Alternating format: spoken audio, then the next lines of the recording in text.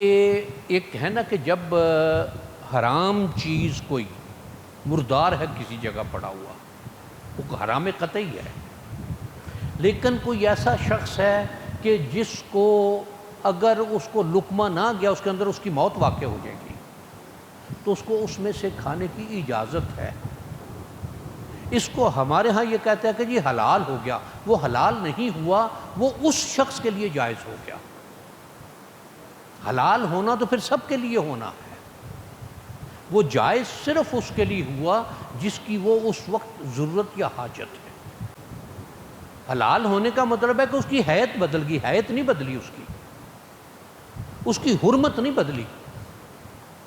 حرام وہ ہے اور وہ حرام رہے گا بھی،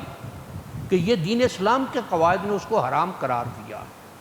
لیکن وہ جو ایک اسپیسیفائڈ پرسن ہے یا جو بھی اس کیفیت میں ہے کہ اس کو اپنی زندگی کا معاملہ درپیش ہے،